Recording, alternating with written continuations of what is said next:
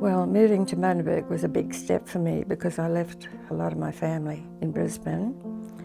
But joining St Andrews, making new friends, it became the central part of my life, and especially now as Will and I are celebrating 60 years of marriage in St Andrews Church, Bundaberg.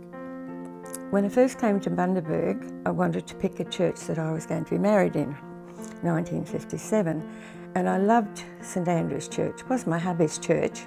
Most of my family travelled to be here because I grew up in Brisbane and all over Queensland. They were very struck and happy with the church that I had picked to be married in. They liked it, and the fact that it had a bell tower as well. I could have bells. I had a piper who was allowed to pipe me from the car to the beginning of the church where you could go in. And then afterwards, the ceremony, we had the bells, the pealing of the bells, which was really lovely. It was a church that my husband was brought up in. He had been a piper earlier before I married him, and he organised the piper to pipe us in. He knew him. We settled here. I joined the choir, and all our children were all baptised there in the church and grew up in the youth groups. And we all became involved in growing up in the congregation.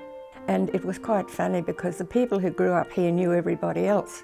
If the church hadn't been there when I came here, I think I would have been lonely for quite a while to make new friends. And it would have been, you go to a church and you get to know everybody in there, and then you branch out.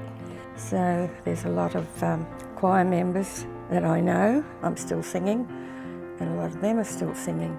So there's so many happy memories there. They were beginner memories for me in my life as a married person. St Andrews has more of the memories that I want to keep with my children growing up.